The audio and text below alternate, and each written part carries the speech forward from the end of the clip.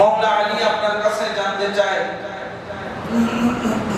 এমন কি কাজ যে কাজখানা আমি আদায় করলে দুনিয়াটাও ভালো থাকবে আখিরাতটাও ভালো থাকবে। তখন রাসূল পাক সাল্লাল্লাহু আলাইহি ওয়াসাল্লামের পক্ষ থেকে হযরত আলী কাররামাল্লাহু ওয়াজহাহু আমাদেরকে পঞ্জেকানা নামাজের পাশাপাশি 7টা বিষয়ে সতর্ক থাকতে বলেছেন, যে 7 বিষয়ে সতর্ক না হলে আমার দুনিয়াও শেষ আখিরাতও, আবার যে 7 বিষয়ে সতর্ক হলে আমার দুনিয়াও ঠিক আছে আমার আখিরাতও। হযরত মাওলা আলী কাররামাল্লাহু ওয়াজহাহু উনি বললেন, ওগো রাসূলের উম্মত, তোমরা 7 বিষয়ের প্রতি সতর্কতা অবলম্বন করো। এই 7 বিষয় তোমার আখিরাত এবং তোমার দুনিয়া এবং আখিরাতের ফয়সালা করবে। তুমি নামাজ পড়লা, তুমি রোজা রাখলা, তুমি হজ করলা, তুমি যাকাত দিলা, তারপর তোমাকে 7টা বিষয়ের ব্যাপারে সতর্কতা অবলম্বন করতে হবে। 1 নাম্বার হলো তোমার মা বাবার প্রতি সুন্দর ব্যবহার করা। অনেকে আছেন 5 ওয়াক্ত নামাজ আদায় করে মসজিদের মধ্যে তাকবীরে উলার সাথে নামাজ পড়ে, কিন্তু যখন ঘরে যায় মেহেরবান মা বাবার সাথে এমন ভাবে আচরণ করে যেন মনে হয় জামারের মতো আচরণ করে। এরকম অনেক সন্তান আছে না নাই? গতকালকে দেখলাম সম্পত্তিতে একটু কম বেশ হওয়ার কারণে বাবা মারা গিয়েছে, বাবার কবরের উপরে যাইয়া সন্তান পা দিয়া লাথি মারতেছে। বাবার কবরের চারিদিকে যে খুঁটি দেওয়া হয়েছিল ওই খুঁটিগুলা টাইনা টাইনা তুলে তুলে বাবার কবরের উপর পানি মারে আর বিশ্রী বিশ্রী ভাষায় গালি দেয়। বোঝা গেল এই সন্তানের দুনিয়াটাও শেষ, এই সন্তানের আখিরাতটাও শেষ। এই জন্য শুধু নামাজ পড়লাম, কপালের মধ্যে কালো কালো দাগ করে ফেললাম, মসজিদের মধ্যে বসে থাকলাম, পঞ্জেকানা নামাজ বা জামাত আদায় করলাম, কিন্তু ঘরের মধ্যে মুরব্বী মা বাবা, আল্লাহ যাকে আপনার মাথার উপর বটগাছের ছায়ার মতো দান করেছেন, ওই মেঘের মা বাবার সাথে যদি আপনি বেয়াদবি করেন, মা বাবার সাথে যদি খারাপ আচরণ করেন, মা বাবার সাথে যদি হুসনে খুলুক আদায় না করেন, মা বাবার যদি ফরমাবরদার না হন, আমার আলী বললেন সতর্ক হয়ে যাও, তোমার দুনিয়াটাও নিরাপদ নয়, তোমার আখিরাতটাও নিরাপদ নয়। কারণ যার ঘরের মধ্যে মা বাবা আছে তার কাছে খোদার দয়ার ভান্ডারের কোনো অভাব নাই। সুবহানাল্লাহ।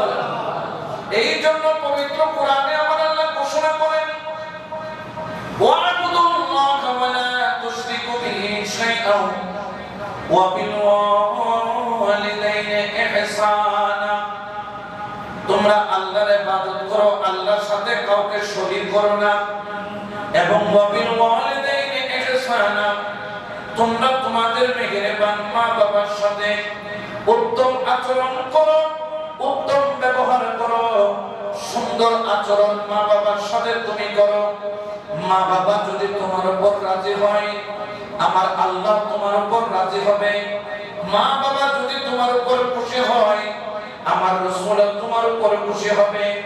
মা বাবা যদি তোমার উপর নারাজ হয়, তুমি মসজিদের মধ্যে যদি সকাল থেকে সন্ধ্যা পর্যন্ত, সন্ধ্যা থেকে ফজর পর্যন্ত যদি সিজদার মধ্যে পড়ে থাকো, চোখের পানি ফেলতে ফেলতে ফেলতে ফেলতে যদি তুমি সাগর বানায়া ফেলো, তোমার ইবাদত, তোমার বন্দেগী, তোমার তাসবিহ, তোমার রুকু, তোমার সিজদা আল্লাহর দরবারে কবুল হবে না, হবে না, হবে না।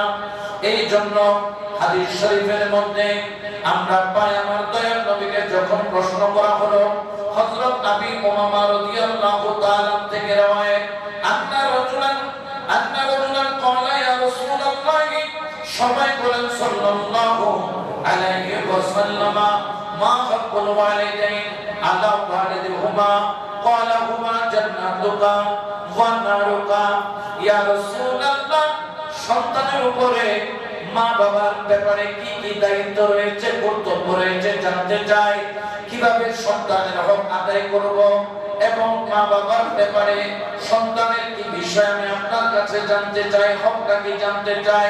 আমার রাসূল কথা লম্বা করলেন না, দুই শব্দের মধ্যে উত্তর দিয়ে দিলেন, হুমা জান্নাতুকা ওয়া নারুকা। ওরে শুনে নাও, মা বাবা যদি তোমার উপর রাজি থাকে, তোমার উপর খুশি থাকে, বিনিময়ে তোমার জন্য জান্নাত জান্নাত জান্নাত। আর মা বাবা যদি তোমার উপর নারাজ হয়, তুমি যাই কিছু করো না কেন, তুমি যতই ইবাদত বন্দেগী করো না কেন, তোমার জন্য জাহান্নাম ছাড়া আর কোন দরজা খোলা নাই। এই জন্য আমি পঞ্চেগানা নামাজ পড়লাম, আমি রোজা রাখলাম, আমি হজ করলাম, আমাকে সবাই দানবীর বলে, আমাকে সবাই আলহাজ বলে, আমাকে সবাই ভালো মানুষ বলে, কিন্তু মা বাবার সাথে ভালো আচরণ করি না। আমার আলী কারামাল্লাহু তাআলা তিনি ঘোষণা করেন, ওরে আখিরি নবীর উম্মত, তুমি সতর্ক হয়ে যাও, যদি মা বাবা তোমার উপর রাজি হয়, জান্নাতের দরজা তোমার জন্য খোলা।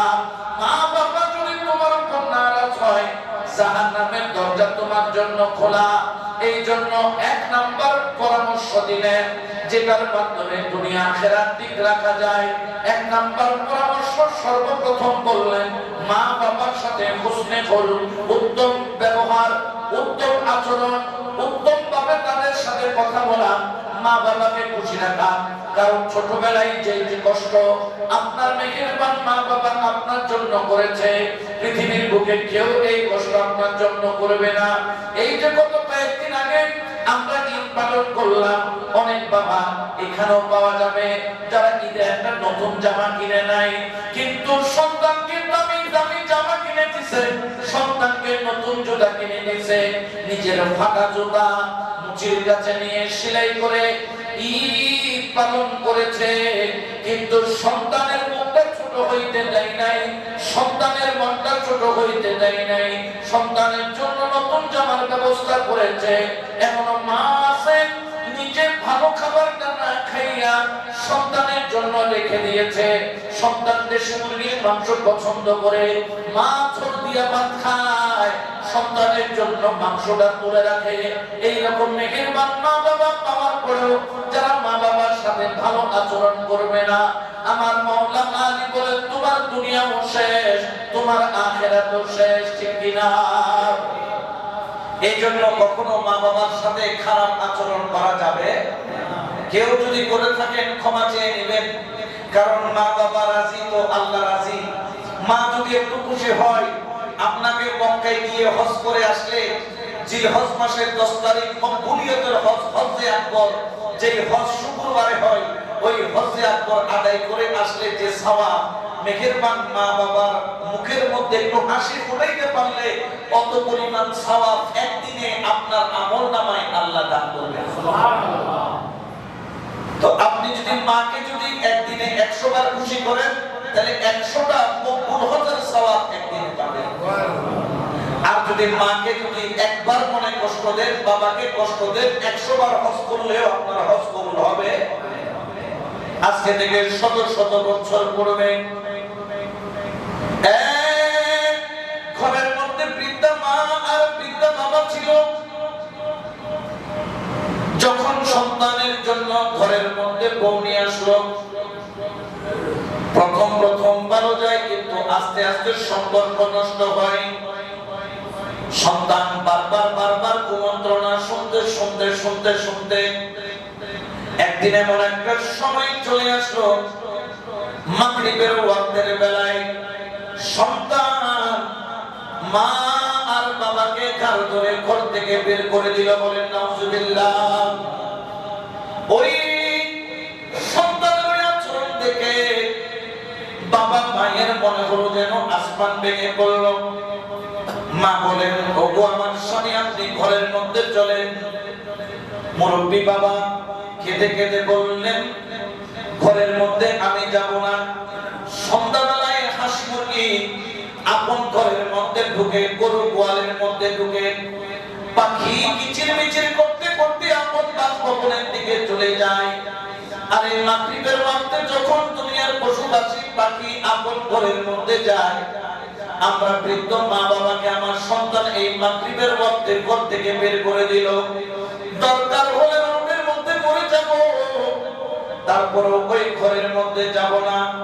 এই কথা যখন বললেন বৃদ্ধা মহিলা আর ওই বৃদ্ধ হেঁটে হেঁটে চলে যায়।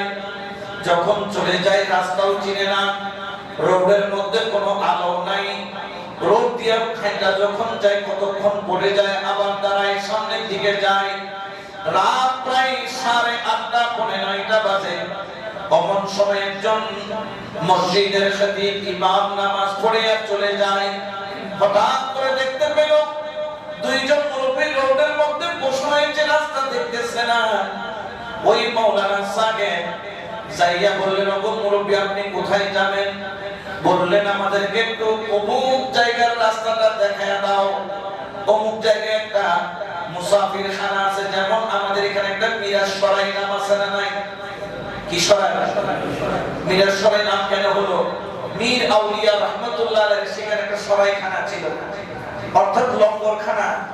আল্লাহর ওলিদের দরবারে কি থাকে? লঙ্গর খানা থাকে। অনেকে তো ওলি আল্লাহর নামে কি করে?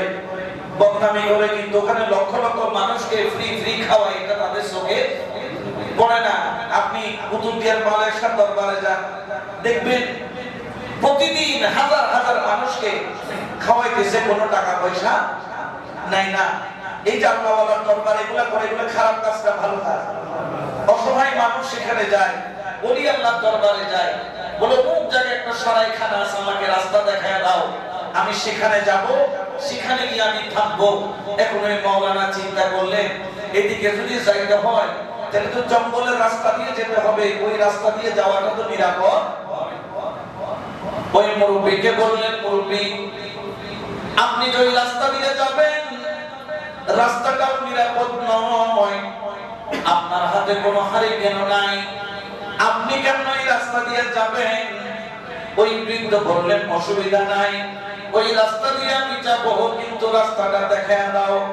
বাপ ভাল্লুক যদি পথের মধ্যে খায়া ফেল, আমার অন্তরের মধ্যে কোনো দুঃখ নাই। ওই মাওলানা বুঝতে পারলেন নিশ্চয়ই ঘরের মধ্যে কোনো সমস্যা হয়েছে। সঙ্গে সঙ্গে দাঁড়ায় বললেন, মুরব্বী কিছু মনে না করলে আমি আপনার সাথে 2 মিনিট কথা বলতে চাই। বললেন, বলেন। বলেন, মুরব্বী আমার ঘরের মধ্যে 2টা কামরা আছে, একটা কামরা হলো 14x14, আর একটা কামরা হলো 12x14। 14x14 আমার মেঘের বান্না বাবার কামরা। 5 বছর আগে আমার বাবা দুনিয়া থেকে ইন্তেকাল করেছে। গত 3 বছর আগে আমার মেঘের বান্না দুনিয়া থেকে চলে গিয়েছে, কিন্তু এই কামরার মধ্যে আমি কাউকে থাকতে দিই না। আমার অন্তরের মধ্যে যখন মায়ের যখন মমতা অন্তরের মধ্যে জায়গা দেয়, যখন মায়ের মমতার কথা আমার মনে হয়ে যায়, যখন অন্তর আমার মাকে দেখতে মন চায়, আমি আমার ওই আব্বার রুমের মধ্যে যাইয়া আমার মায়ের বালিশটা বুকের সাথে চাপা দিয়ে কান্না করি। এই বালিশের মধ্যে আমার মা ঘুমাইতো, এই বালিশের মধ্যে আমার মা ঘুমাইতো, এই বালিশের মধ্যে আমার বাবা ঘুমাইতো। ও মুরব্বী, আমার ঘরের মধ্যে একটা বাক্স রয়েছে, বাক্সের মধ্যে ছিঁড়া 2 ফিতাওয়ালা 1 জোড়া স্যান্ডেল রয়েছে। এই স্যান্ডেল গুলার কারণে, এই স্যান্ডেল গুলা হলো আমার মায়ের। যেই দিন আমার অন্তরে জ্বালা বাইরা যায়, দুঃখ বাইরা যায়, কষ্ট বাইরা যায়, ওই স্যান্ডেল খানা বুকের সাথে বাজাইয়া চোখের পানি জলজল করে ছাড়ি। আজকে যদি এই কঠিন দিনে আমার মা বাবা থাকতো, আমার জন্য আল্লাহর দরবারে হাত তুলে ধরতো। এই কঠিন দিনে আমার মা বাবা থাকলে যাই নামাজে বসে আমার জন্য কাঁদতো। আজকে আমি অসুস্থ হওয়ার আগে আমার মা বাবা ডাক্তার নিয়ে হাজির হতো, জলপট্টি নিয়ে বসে থাকতো। আমি বিছানার মধ্যে শোয়া থাকলেও অসুস্থ অবস্থায় আমার মা আমার পাশে যাই নামাজে সিজদার মধ্যে কাঁদতো। আমার মাও নাই, আমার বাবাও নাই। ও মুরব্বী, আপনি যদি কিছু মনে না করেন, আমার মন চাইতেছে আপনারা 2 জনকে আমার মা এবং বাবা বানাইয়া একদিনের জন্য হলেও আমার ঘরের মেহমান বানাইতাম। বড় করে বলেন সুবহানাল্লাহ। তাকিয়ে ওই ঘরের মধ্যে যে ঘরে আমার মা বাবা থাকতো, যে বালিশে আমার মা বাবা ঘুমাইতো, সেখানে আপনাকে মা বাবার সম্মান দিয়ে একটা রাত আমি আপনার খেদমত করতে চাই। কারণ আজকে আপনাদেরকে দেখে আমার মা বাবার কথা বেশি মনে পড়ে গেছে। দেখেন আলেম ওলামা তো ইনারা বুঝেন কাকে কিভাবে কনভিন্স করতে হয়। দেখবেন পয়সাওয়ালা কোটিপতি, এদের মা বাবা থাকে বৃদ্ধাশ্রমে। কোটিপতি কিন্তু মা বাবা কোথায়? বৃদ্ধাশ্রমে। একজন আলেম ৭,০০০ টাকা বেতন, ১০,০০০ টাকা বেতন, ৮,০০০ টাকা বেতন, এর মধ্যে ৬,০০০ টাকা চলে যায় কি ঘর ভাড়া। দেখবেন তারপরও মা বাবাকে কোনোদিন বৃদ্ধাশ্রমে দেয় না। কারণ মা বাবা কত বড় নিয়ামত। এটাও ওই টাইসন করনেওয়ালা ইঞ্জিনিয়ার, ডাক্তার, বড় বড় আপনার ওই যে সমাজের বড় বড় নেতারা না বুঝলেও কিন্তু আলেম বুঝে, যার ঘরে মা বাবা আছে তার ঘরে আল্লাহর দয়ার কোনো অভাব নাই। এখন ওই বৃদ্ধ কেঁদে দিলেন, বললেন বাবা যে ছেলে আমাকে আগলায় রাখার কথা সেই ছেলে রাখলো না, আর তুমি আমাকে রাখতে চাচ্ছ। বলে মুরব্বী কিছু মনে করবেন না, আপনি যদি অনুমতি দেন তাহলে রাখতে পারবো। বললেন চলো। ঘরের মধ্যে গেল। ঘরের মধ্যে যখন গেল বিবিকে ডাক দিল, বিবি উঠো, আজকে আমার মা পাইছি, আজকে আমার বাবা পাইছি, আজকে তাড়াতাড়ি উঠো, আমার মা বাবার জন্য বিছানা পরিষ্কার করে দাও। টপ টপ করে চোখের পানি বৃদ্ধের পড়ে, বৃদ্ধার পড়ে। ওই মুহূর্তের মধ্যে বৃদ্ধা মহিলা বললেন, বাবা মা জেগে তো ডাকছো, একটু ওযু বানাবো, আমার জন্য একটু পানির ব্যবস্থা করে দাও। বিবি তাড়াতাড়ি গরম করে গরম পানি করে দিলেন। ওই বৃদ্ধ এবং বৃদ্ধা দুজন ওযু বানাইলেন, সিজদার মধ্যে পড়ে কাঁদে, আল্লাহ আমার কলিজার টুকরা সন্তান আমাকে ঘর থেকে বাহির করে দিয়েছে। আল্লাহ যাকে আমি পেটে ধরি নাই সে আমাকে তার ঘরে জায়গা দিয়েছে। আল্লাহ আমি জানি আমার এই সন্তানের উপর তুমি বড় নারাজ, যে আমাকে ঘর থেকে বের করে দিয়েছে। আমরা দুইজন মা বাবা তুমি রহমানুর রহিমের দরবারে ফরিয়াদ করতেছি, চোখের পানি ছাড়তেছি। ও আমার মওলা, আমার সন্তান আমাকে ঘাড় ধাক্কা দিয়ে বের করে দিল, আমার সন্তানটাকে তোমার রহমতের দরজা থেকে তুমি বের করে দিও না। মা বাবা কি বদদুয়া করতেছে না দোয়া করতেছে? কারণ মা বাবা জানে, যারা আখিরাতমন্দ মা বাবা তারা জানে একবার বদদুয়া দিলে সন্তানের দুনিয়াও শেষ, আখিরাতও। ওই কথাগুলা আলেম শুনতেছে, দেরি করে নাই, কাজী সাহেব গিয়ে বিচার দিছে কই এই ঘটনা। কাজী সাহেব পরের দিন ওই সন্তানকে বেঁধে নিয়ে আসছে। মা বাবার সাথে এরকম খারাপ আচরণ করলো কেন? সঙ্গে সঙ্গে কাজী সাহেবকে বললেন, এই বৃদ্ধ এবং বৃদ্ধাকে আমার ঘরে রাখবো না, আপনি যা বলবেন তা মানবো, কিন্তু এই দুইজনকে রাখবো না। তখন কাজী বলেন, আচ্ছা ঠিক আছে, তোমাকে আমি একটা কাজ দিব, একটা কাজ, শুধু একটা কাজ দিব, এই একটা কাজ শুধু 10 দিন করবা, 10 দিন তুমি যদি কাজটা করো তাহলে তোমার মা বাবার দায়িত্ব আমি কাজে নিব। বললেন কি কাজ? বলে একটা খেজুরের টিল্লা নিয়ে এসো, যেগুলা খেজুরের রস জমা করে। খেজুরের টিল্লাটা হলো, বলে সেটাতে পানি ভরো। পানি ভরা হলো। পানি ভরার পরে সন্তানের পেটের মধ্যে খেজুরের টিল্লাটাকে বেঁধে দেওয়া হলো। বেঁধে দিয়ে কাজী বলেন, আগামী 10 দিনে এই টিল্লা তোমার পেটের সাথে বাঁধা থাকবে। এই টিল্লা থেকে এক ফোঁটা পানি যদি জমিনে না পড়ে তাহলে তোমার মা বাবার দায়িত্ব আমি কাজে নিব, কিন্তু যদি খেজুরের টিল্লা থেকে পানি জমিনে পড়ে তোমার খবর আছে। সন্তান বললেন, অসুবিধা নাই, 10টা দিনে না, পার করে দিব, পার করে দিব। খেজুরের টিল্লা বাইন্ধা দিল, পানি ভর্তি করে। একদিন যাওয়ার দূরের কথা, যখন 2-4-5 ঘন্টা গেল, ওই সন্তানের কোমর মটমট করে ব্যথা করা আরম্ভ করলো। বুঝতেও পারে না, শুইতেও পারে না, খাইতেও পারে না। খেজুরের টিল্লাটা শরীরের সাথে বাঁধা, 5-6 কেজি ওজনের পানি তার পেটের সাথে বাঁধা। এখন সে কি করবে? 2-4-5 ঘন্টা পরে কাজীকে গিয়ে বললেন, কাজী অন্য কোনো কাজ থাকলে দেন, খেজুরের টিল্লাটা পেটের সাথে বাঁধা, আমি 10 দিন থাকতে পারবো না। কাজী বললেন, ওরকম বক্ত, তুই একটা 5 লিটারের টিল্লা পেটের সাথে তুই 10 ঘন্টাও রাখতে পারলি না। একবার চিন্তা কর, 10 মাস ধরে তোর মা গর্ভের মধ্যে রাখছে, কতই না কষ্ট করেছে, তুই ঘুমাইতে পারিস না, খাইতে পারিস না, কিন্তু তোর মা তোকে 10 মাস রাখা কত রাত যে ঘুমাই নাই, কত রাত যে ঘুমাইতে পারে নাই, এক করোড় থেকে আরেক করোড় দিতে পারে নাই, এত কষ্ট তোর মা করেছে, তুই 10 ঘন্টা রাখতে পারলি না। তোর মা কেমনে তোরে 10 মাস 10 দিন গর্ভের মধ্যে রাখলো? যখন তোর বয়স 6 মাস 7 মাস, তুই যখন জোরে জোরে পেটের ভিতরে লাথি মারতি, তোর মায়ের কলিজা পর্যন্ত ব্যথায় যন্ত্রণায় ছটফট করে উঠতো, আল্লাহ দরবারে কাইন্দা বলতো, আল্লাহ আমি ব্যথা পাইলো, আমার সন্তানটা যেন ব্যথা না পায়। সুবহানাল্লাহ। সন্তানের চোখ দিয়া পানি পড়ে কাজী তওবা করাইয়া মেহেরবান মা বাবার সামনে ফেলাইয়া মাপ চাওয়াইয়া আবার মা বাবাকে তার ঘরে দিয়ে দিলেন। বড় করে বলেন না সুবহানাল্লাহ।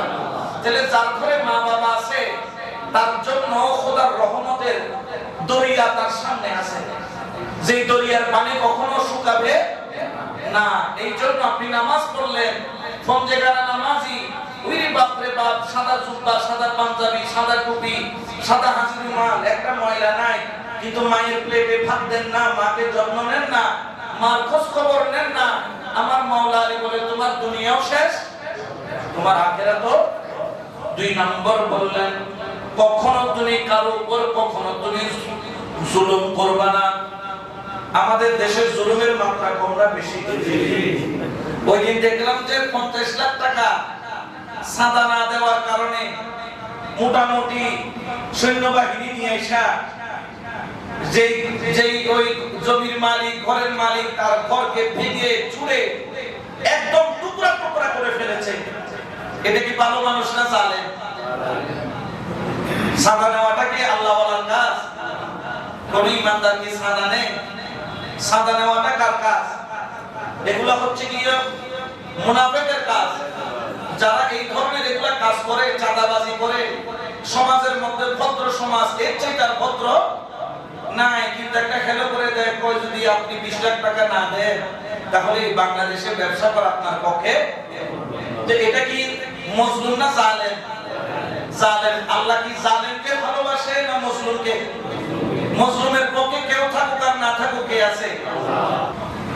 আমার আল্লাহ পবিত্র কোরআনে বলেন, এই যারা জুলুম করতেছো, সেটা দেশে হোক, সেটা ইসরায়েলে হোক, সেটা ফিলিস্তিনে হোক, যেখানে হোক, তুমি এক ভাই পয়সাওয়ালা আর এক ভাই গরিব, এটা লাগলে মাসুল না গেলি সিভিলের জি না, তোমার কোনো সম্পত্তি নাই, জোর করে নিয়ে নিতেছে, বিপদে পড়ছে, জায়গার দাম 50 লাখ 15 লাখ হইলে লোন হইলে ফুট, এরকম আছে না নাই? বোন অসহায়, স্বামীর বাড়িতে শান্তিতে নাই, ভাইয়ের বাড়িতে আসতে সম্পত্তির একটু অংশ চাইতে, তুমি বলতে কিসের অংশ? এখানে কোন অংশ, কিন্তু তাকে অংশ দিছে কে? আল্লাহ। তুমি জালেম, তুমি মজলুম, তুমি জালেম। আর যে তোমার দুয়ারে এসে ফেরত গেল সে মজলুম। সে যখন মজলুম হয়ে গেল, আল্লাহ বলেন, এই তুমি মনে করিও না যে তোমার জুলুমের ব্যাপারে আমি আল্লাহ বেখবর, আমি আল্লাহ সব খবর রাখি।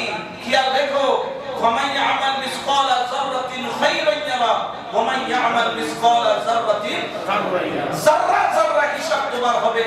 যারা বলতে কি, যেটা খালি চোখে দেখা যায় না, যেটা দেখার জন্য অনুবীক্ষণ যন্ত্র লাগে, ওই যারা যারা হিসাব তোমার হবে।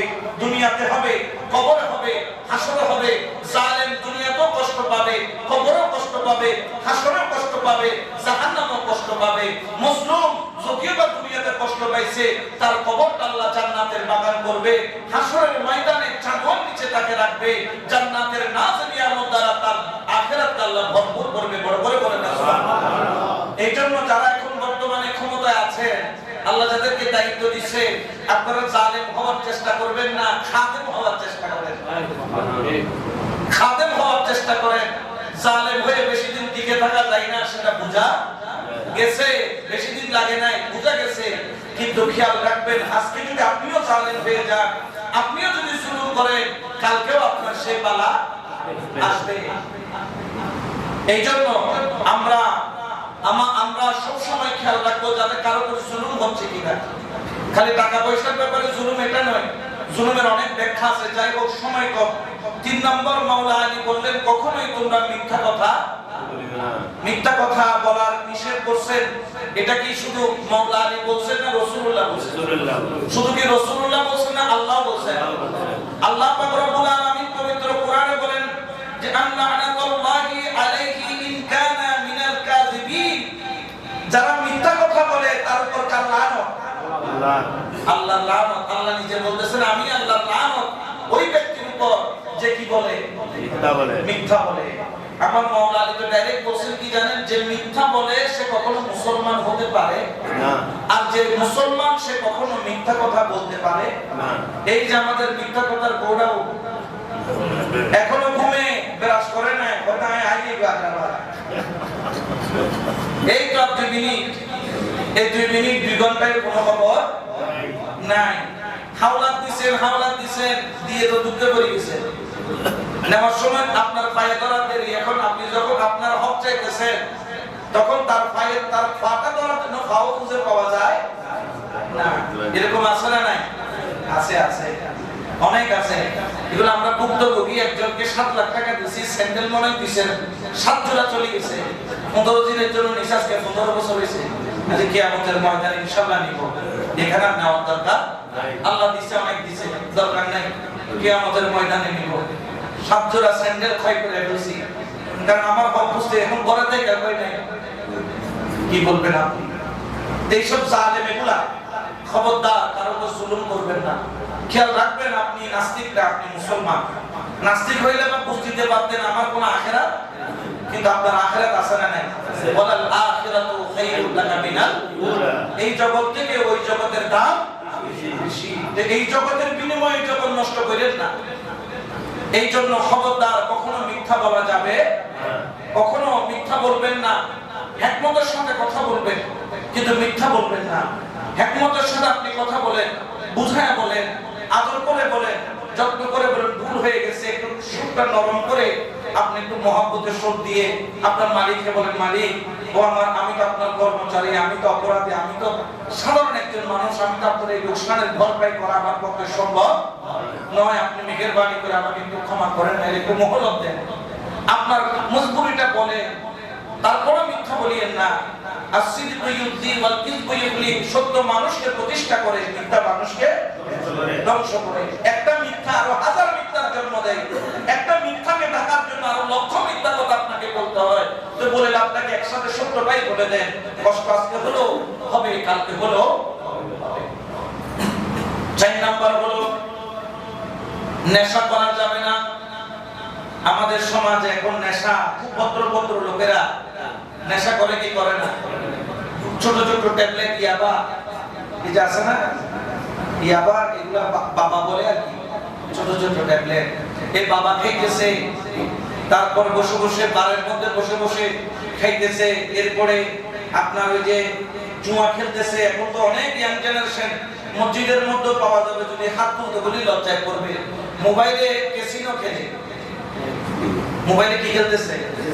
জীবনে কোনোদিন শুনি না কি বলে বিটকয়েন, বিট লবণ শুনছি, যেটা আমরা তরকারির মধ্যে দিয়ে খাই। এখন একটা বিটকয়েন বের হইছে, এটা দিয়ে কি খেলে?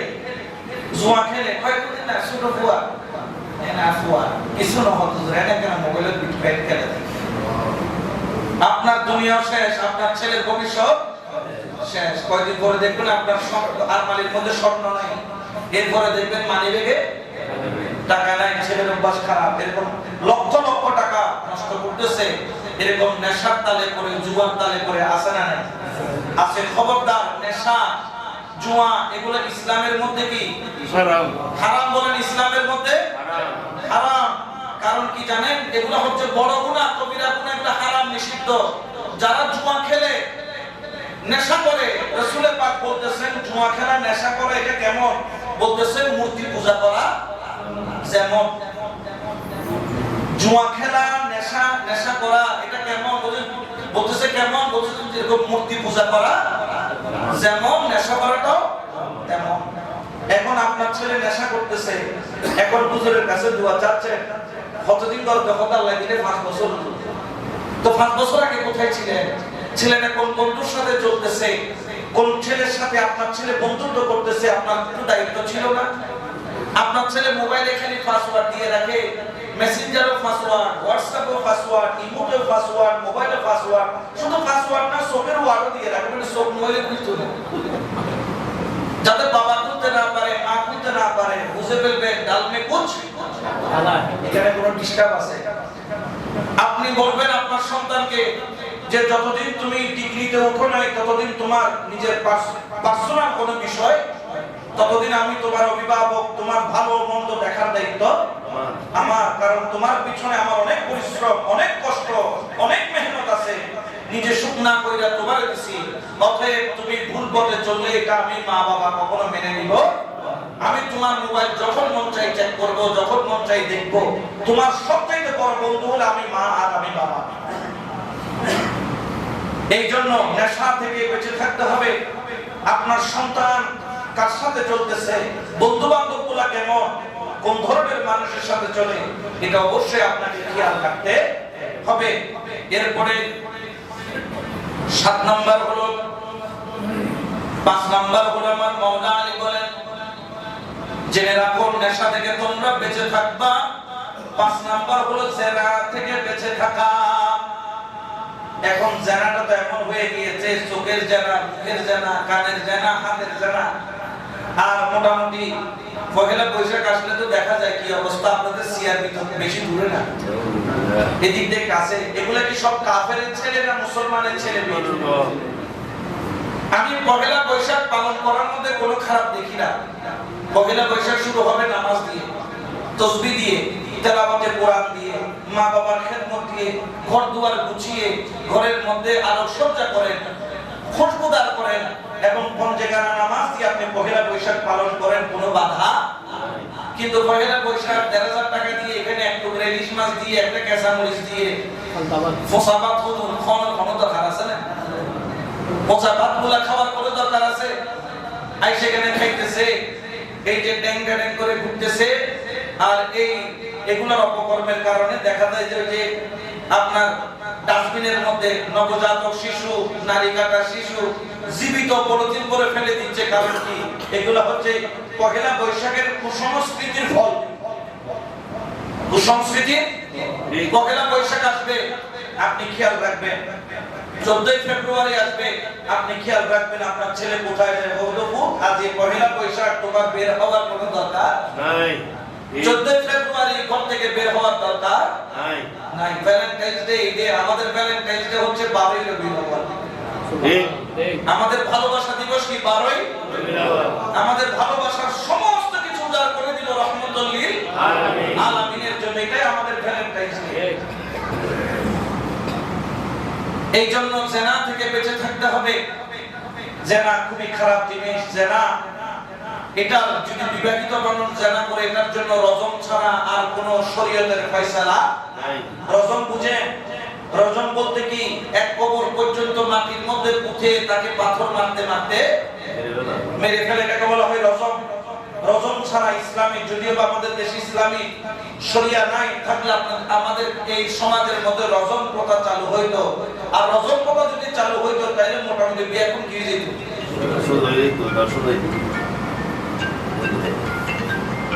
ওই আফগানিস্তানের মধ্যে এখন তো এগুলো হয় না, এখন সব সোজা। এখানে শরিয়া আইন আমরা পালন করি না। যাই হোক, আল্লাহ পাক রব্বুল আলামিন কোরআন সুন্নাহর আলোকে এই সমাজটাকে পরিচালিত করার বা পরিচালনা হওয়ার তৌফিক দান করুন। আমিন। এই জন্য আপনাকে অবশ্যই জিনা থেকে বেঁচে থাকতে হবে। এরপরে 6 নম্বর হচ্ছে, এটা আমরা যারা সুফি আমাদের জন্য বেশি দরকার, আলেম যারা তাদের জন্য দরকার, নেতা যারা তাদের জন্য দরকার, সমাজের যারা উচ্চ বংশীয় তাদের জন্য দরকার, মসজিদ কমিটি যারা তাদের জন্য দরকার। আমার মাওলা আলী বলে 6 নাম্বার, তোমরা কখনো অহংকার করিও না। তুমি নামাজ পড়লা, ইবাদত করলা, কিন্তু অহংকারে তোমার মোটামুটি পা মাটিতে পড়ে না। পা কোথায়? আসমানের ঘুম আসনে নাই। গতকাল তো যাকাত ফিতরা নিয়ে চলছে, এখন কেমনে কামাইছে আল্লাহ জানে। 1.5 মাসে 1.5 বছরে কামাই, এখন আর জমিনে কি পড়ে না, পা পড়ে না। হে কোন দিকে? উপরের দিকে। আল্লাহ কয় খবরদার, সাবধান। অহংকার এটা তোমাকে মানায় না। একমাত্র অহংকার হচ্ছে আল্লাহ একটা রহমতের চাদর। এটা একমাত্র অহংকার করতে পারে কে? আল্লাহ। অহংকারের এটা যদি সাধারণ ভাষায় বলি, অহংকারের বীজ, অহংকারের চারা, অহংকারের গাছ, অহংকারের ফল। অহংকারের বীজ কি? অহংকারের বীজ হচ্ছে আপনাকে কেউ একটু ফার্ম দিল, ভিতরে ভিতরে সেই ফার্মটা নিয়ে আপনি উপরের দিকে উঠে গেলেন, মনে মনে এরকম আছে না নাই? মনে করবেন আপনার ভিতরে অহংকারের বীজ কি হয়ে গেছে, বপন হয়ে গেছে। আবার দেখা যাবে যে আমরা যারা আলেম, আমাদের তারও বেশি, আমরা তো ওই হইতে পারিনি অহংকারের কারণে। আমরা আলেম, প্রত্যেকটা আলেম ওলি হওয়ার অধিকার রাখে, প্রত্যেকটা আলেম, কারণ তিনি কোরআন পড়ছেন বেশি, হাদিস পড়ছেন বেশি, আমল করছেন বেশি, কিন্তু আমরা ওলি হইতে পারি না কেন? কারণ এলমের সাথে আমাদের ভিতরে এলম তো নূর, নূর আর অহংকার কখনো এক জায়গায় থাকতে পারে না। নূর আর অহংকার এক জায়গায় থাকতে পারে না। অহংকার চলে আসলো যখন বলল, এই আমাকে চিনো, আমি বড় মাওলানা, আমি টাইটেল পাস, এরকম মুখে বল অনেক আসারে না। এমন কোন বাপের বেটা আসো আমার সাথে একদা লাগবা পূজা করিবা, এই অহংকারের চারা কি হয়ে গেছে, মুখে দিয়ে কি হয়ে গেছে, উঠে গেছে।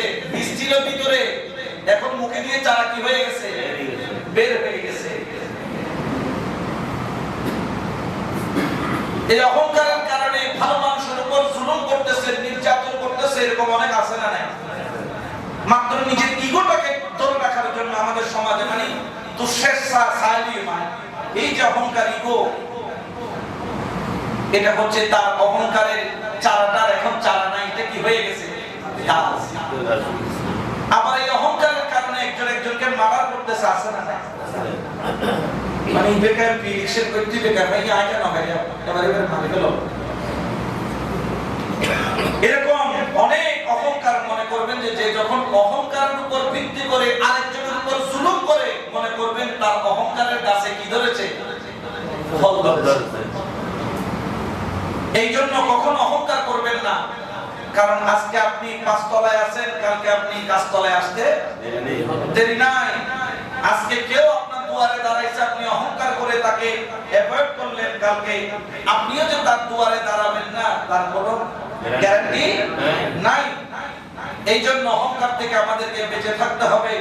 এই অহংকার মানুষের পতনের মূলে রূপান্তরিত হয়। এই জন্য একমাত্র অহংকার করতে পারে কে? আল্লাহ।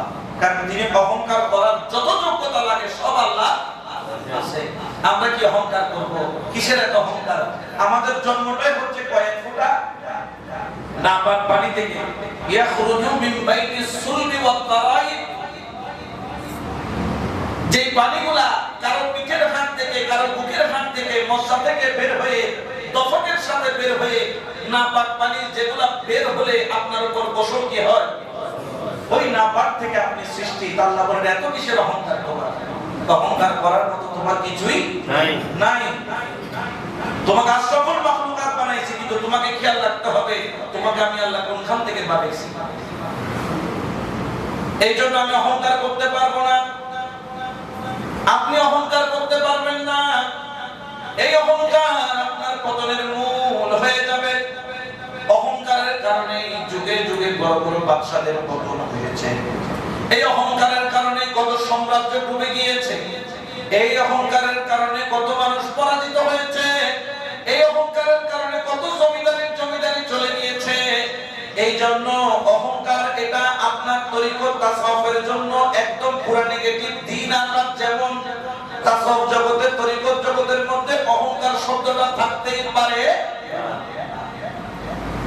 সর্বশেষ যেটার ব্যাপারে জোর দিয়েছেন মাওলা আলী, এটা এখন বললে অনেকে নারাজ হয়ে যাবে, সেটা হচ্ছে হালাল উপার্জন। হালাল উপার্জন মোটামুটি রমজান মাস যখন ঢুকছে 200 টাকা লেবু হয়েছে, আমরা দেখছি সেক্টর লেবুর দাম 500 টাকা। এখন লেবু কেউ খান না, 20 টাকা বললো কেউ, তো 200 টাকা কেমন হইল? এখানে কিছু মানুষ আছে না নাই? এই যে উপার্জনটা করলো মানুষকে ঠেকায়, এটাকে হালাল না হারাম? এটা হালাল উপার্জন হতে পারে না। আপনি লাভ করবেন, একটা সীমা থাকতে হবে। একেবারে তাকে আশায় দিলেন একদম জীবন ভর আর আপনাকে ইনকাম করতে হবে না, এইভাবে তাকে আপনি ইয়া করে দিলেন, এটা আপনার হারাম উপার্জন হয়েছে। এরপরে আমাদের সমাজে অনেকে আছেন মোটামুটি, এটা এখন বললে অনেকে নারাজ হবেন, মুখের কষ্ট পাবেন, কিন্তু কষ্ট পাইলেও কিছু করার আল হক মুরমান, হক কথা একটু বেশি তিতা তিতা, কিন্তু তিতা জিনিসের ফলাফল ভালো। আপনারা চিরতার পানি খেয়েছেন? চিরতার পানি বেশি মজা। ছোটবেলায় আম্মা খাওয়াই দিত, ফুট খা ভালো হইব, আমি জানি এটা তো ঢুকে রাখবে নাকসি দেখা খাওয়াই তো। কালো জ্বর যাদের আছে তাদের জন্য চিরতার পানি উপকারী। আপনারা যারা মুসলমান দাবি করছেন, খেয়াল রাখবেন সুদ খাওয়া ইসলামের মধ্যে হারাম। আহাল্লাহুল বাইআ ওয়া হারামা রিবা। কখনো সুদের মধ্যে জড়াবেন না। যেদিকে ওই যে কিস্তি একটা আছে না, আমি এটার নাম দিয়েছি কিস্তি, এটার নাম হচ্ছে নাস্তি। এটা যে করে ঢুকছে এই করে হান্ডি পাতিল পর্যন্ত কি করা লাগছে, বিক্রি করা লাগছে। আপনি যা ইনকাম করবেন, 300 টাকা ইনকাম করেন, 500 টাকা ইনকাম করেন, আপনি চলেন না তার মধ্যে। বরকত দেওয়ার মালিককে আল্লাহ। একটা রিকশাওয়ালা তার ফ্যামিলি চলে না, খায় না, তার চাইতে ইংরেজি খুশি মেলে তো তুই টিকিটে হইতে হবে, বডি নেগলে শক্ত, কারণ সে হারাম ইনকাম করে। এই জন্য আপনাকে অবশ্যই উপার্জনের ক্ষেত্রে হালাল উপার্জনটা দেখতে হবে। আপনি যদি হালাল উপার্জন না করেন, হারাম খান, হয়তো আমি খতিব সাহেব হুজুরের কথা আপনার খারাপ লাগতে পারে, কিন্তু খোদার কসম আপনি যেদিন কবরে যাবেন, ওই দিন যখন আপনার সামনে রাসূলকে দাঁড় করায় দেওয়া হবে, মা কুনতা তাকুলু ফি হক্কি হাযার রাসূল, লজ্জায় আপনি রাসূলের দিকে তাকাইতে পারবেন না, কারণ আপনি রাসূলের উম্মত হওয়ার যোগ্য। এই জন্য আমরা আপনারা সবাই সতর্ক থাকবো, যাতে আমরা হারাম উপার্জন না করি। সেটা যেই উপায়ই হোক না কেন, হারাম উপার্জন করা যাবে না। এই জন্য মাওলা আলী 7টা বিষয়ের ব্যাপারে সতর্ক করেছেন। কয়টা বিষয়? 7টা বিষয়। 1 নম্বর, মা বাবার সাথে বেয়াদবি করা যাবে। 2 নম্বর, কখনো কারোর উপর জুলুম করা যাবে। 3 নম্বর, মিথ্যা কথা বলা যাবে। 4 নম্বর, নেশা জুয়া খেলা যাবে। 5 নম্বর, আপনার জিনা করা যাবে। 6 নম্বর, অহংকার করা যাবে। 7 নম্বর, হারাম উপার্জন করা যাবে। আর আপনি যদি করেন, এগুলো আপনার বিষয়, আমার দায়িত্ব বলা। আবু জাহেলকেও রাসূলের পাক ইসলামের দাওয়াত দিয়েছে, কিন্তু সেই ইসলাম ধর্ম কবুল করেন। এতে রাসূলের মন খারাপ হইতো। আমার আল্লাহ বলেন, ও রাসূল মন খারাপ কেন? ওই ভিতরে এত দাওয়াত দি, তারপরেও তো হে দাওয়াত কবুল করে না। বলতে ইয়া রাসূলুল্লাহ, আপনি মন খারাপ করবেন না, দাওয়াত দায়িত্ব আপনার, কিন্তু হেদায়েতের মালিক কে? আমি আল্লাহ। আমি যদি চাই তারা হিদায়াত দিব, আবার না চাইলে দিব না। আপনি যদি এগুলোর ব্যাপারে সতর্ক থাকেন, মনে করবেন আপনার উপর আল্লাহর হিদায়াতের ছায়া আছে। আর যদি মনে করেন যেগুলো আপনার মধ্যে আছে, তাহলে আপনি এখনই তওবা করেন, কারণ আল্লাহর রহমতের ছায়া থেকে বের হয়ে বাঁচার আর কোনো জায়গা নেই। হাজিরানে মজলিস, আজকে যারা এই মসজিদের মধ্যে এসেছেন, হয়তো আমার কথাগুলো আপনাদের অনেকের কষ্ট লাগতে পারে, খারাপ লাগতে পারে। আমি আশা করব এগুলো নসিহত হিসেবে আপনারা নেবেন এবং নিজের জীবনে বাস্তবায়ন করবেন।